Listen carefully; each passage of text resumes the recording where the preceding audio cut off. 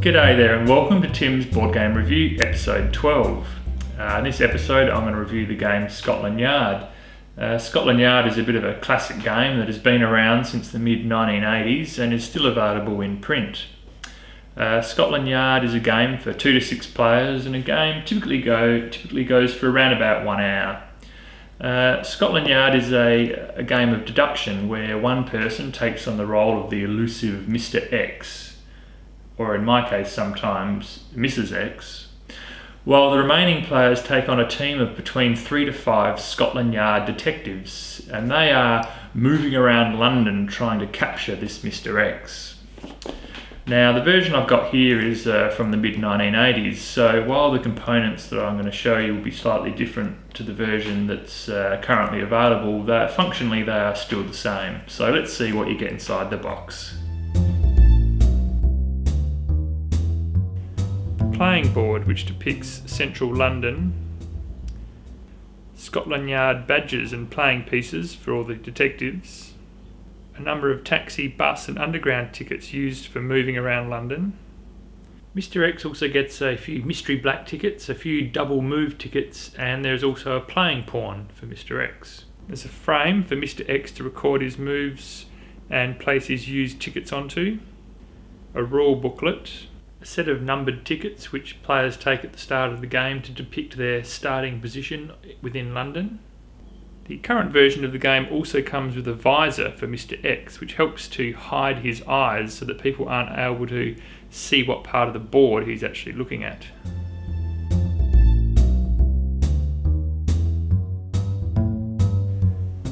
A game turn Scotland Yard involves Mr. X and then all of the other detectives taking their turn to move around London. They do this by using one of their tickets, which is either a taxi, a bus, or using an underground ticket. You generally use taxis to move the most, but you're only able to move a short distance following the yellow line. Buses generally allow you to go further, and you're able to go along the green lines between bus stops, which are depicted by the green section on top of the number. Subways allow you to move around the board the farthest, but only allow you to follow the red dotted lines between the red subway stations. Mr. X has to keep track of where he is by writing down his location underneath the frame. That way he can't cheat.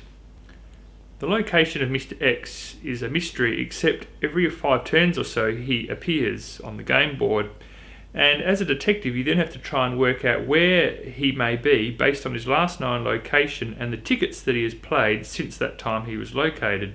So how do you win Scotland Yard? Well, if you're one of the detectives, you collectively win the game if one of you is able to land on the same space as that occupied by Mr. X. You may not actually know that you've landed on the same space as Mr. X, so it is up to the Mr. X player to announce that he has been caught and lost the game. As Mr. X, you win the game by either getting to the end of the 24th round and remaining uncaptured, or until all of the detectives have become stranded as they've run out of tickets. As a detective, each time you use a ticket, you give your ticket to Mr. X, so as the game progresses you slowly deplete your stock of tickets, and may eventually find yourself stranded before the 24th round. However, as you're giving tickets to Mr. X, he essentially has unlimited transport options. If things get tight for Mr. X, he has a few tricks that he can pull out of the bag. One of them is the double move option, which allows him to move twice in one turn and make a quick escape. Or he can use a black ticket. These mystery tickets don't provide the detectives with any clue as to what mode of transport Mr. X has used, and are therefore able to help him hide his current location. The difficulty of the game can also be varied. With the full amount of 5 detectives, it's generally quite easy to capture Mr. X. With 4 detectives, it's quite an evenly balanced challenge. But with only 3 detectives, it's quite difficult to capture Mr. X. So here are my ratings for this game. The components are fairly functional and decent, give it 7 out of 10. The luck factor, low to medium. Obviously there is some element of luck in trying to guess as to which direction Mr. X has gone, but it's also almost a bit of a brain burner in trying to work out all the combinations and permutations of where he might be and where he's most likely to be. The fun factor I rate as a medium, and there's this sort of that paranoia factor of where on earth is Mr. X, and the sort of the fun of the chase. The complexity is on the low, certainly on the low side. There's not a lot of complexity of the rules. It's all pretty straightforward once you get playing. I'd give the depth sort of medium. The game is certainly very strategic, and as I say, it can be a bit of a brain burner as you try and analyse all the different options as to where Mr. X might be. Replayability would be sort of medium to high. There's every game has a random startup of different positions each time, and you obviously can also play as Mr. X or as one of the detectives.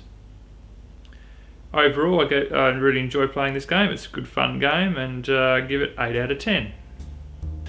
So I hope you enjoyed the review of this classic game, an oldie but a goodie, and until next time, I'll see you later. Bye for now.